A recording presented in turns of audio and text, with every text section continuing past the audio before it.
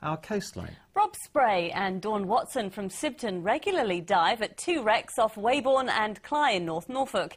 And among their collection of photos are animals that until now have rarely been seen in the North Sea. Victoria Webb reports. Rob Spray and Dawn Watson are passionate about marine conservation. In the summer, they dive every weekend and over the years have been surprised by what they found on the seabed not far from their Sibton home. These are just some of the photos they've taken. No, they're not from the Great Barrier Reef, but the Norfolk and Suffolk coast, particularly in the shallow waters around wrecks in Cly and Weybourne. You get to notice that everything is living on top of something else. So there's lots of very interesting little animals, a lot of types of sea slug, some interesting prawns and shrimps and crustaceans, and then there's stuff that you might not know was an animal at all, different kinds of sponges and sea squirts. When I was small, I grew up in Aldborough, and I always thought the sea was just this sort of brown soup that had nothing in it. But the more we've dived off the coast here, the more and more animals and plants and things we've seen. And it's because of all these wonderful creatures they found that they want people to know they don't always have to travel to the south coast or indeed somewhere like Australia to see some spectacular sights. Rob and Dawn coordinate the East Anglian branch of the Sea Search programme. It encourages amateur divers to record their findings to add to our knowledge of what's around our coast. Take this tompot blenny.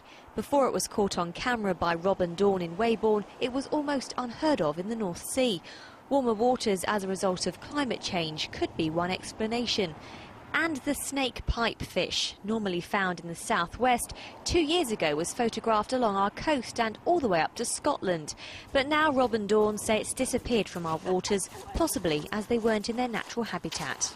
Traditionally, surveys would be done just by dropping grabs overboard or asking fishermen. And divers can see a lot of different stuff, things that those grabs and nets just wouldn't find. And since wildlife generally likes to investigate divers, they see new and interesting things on the wrecks and the little bits of rocky reef we have around here too. Rob and Dawn's discoveries of marine life along our coast have come as such a surprise to people that a number of national newspapers have featured their photos today. I'd say, in its own way, it's as good as the south coast. They've got more sort of big showy stuff, but we've got a lot more crustaceans and certainly a lot more nudibranchs than we've ever seen over there. So it's a really good mix. A nudibranch is a sea slug to you and me.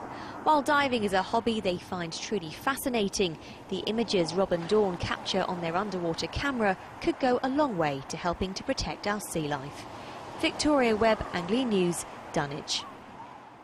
Wonderful. Who would have thought there was so much colour off our coastline? I had no idea. Do stay with us this Friday evening. Amanda has the bank holiday weather forecast. Donovan looks ahead to the weekend football action and, of course, there's loads more. Shell shock, a vet's DIY operation to remove an oversized bladder stone from the inside of a tiny tortoise. And I'm here at the beautiful Abbey Gardens in Bury St Edmunds in Suffolk, and it's been a real mixture of weather right across the region today. 1 minute we've had sunshine like this, the next we've been seeing some pretty blustery showers.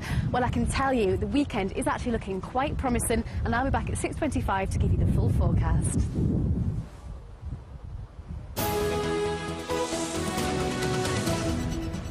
More news now from Essex, Suffolk and Norfolk. Investigations have begun into a serious fire which broke out at an industrial estate in Norfolk yesterday evening. Around 60 firefighters were called to the Oak Tree Business Park in Shropham just before 7 o'clock. The unit, which has been completely destroyed, was the headquarters of motorsports team P1. But the team's director says they will continue to race this season. The cause of the fire is still unknown. Police have released a photograph of a pensioner who died after unexpectedly collapsing near his home in Suffolk. Richard Clark, who was 73 and was found near Cranley Green Road in Eye on Saturday. He was taken to hospital but later died. A 42-year-old man arrested on suspicion of murder has now been released on police bail. Ambulance journey times to the region's heart care centres are set to be tested from next week.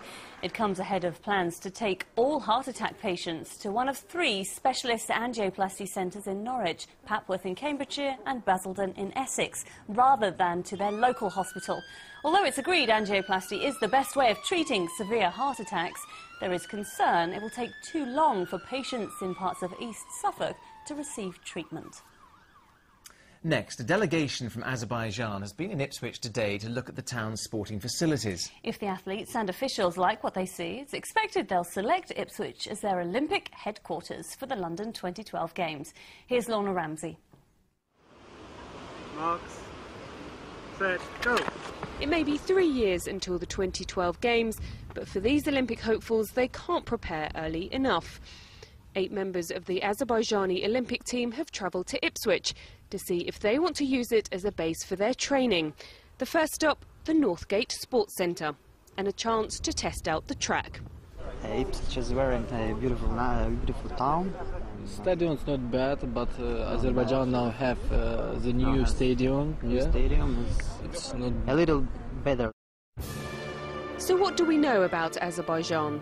It's 33,000 square miles, borders 5 countries and has a coastline along the Caspian Sea.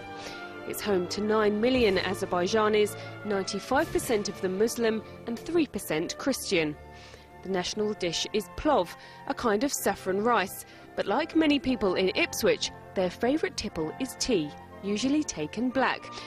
And as for the weather, they enjoy a rather warmer climate than us. And the team admit that's something they'll struggle to get used to. I don't like this weather because it's very windy and we came from a hot, warm country. It's very cold for us.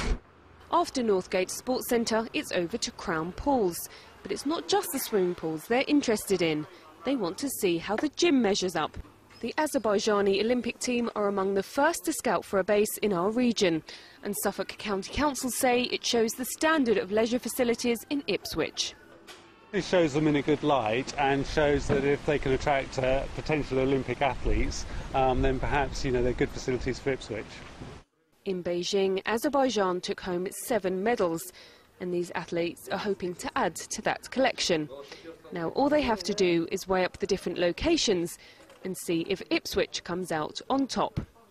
Lorna Ramsey, Anglia News, Ipswich.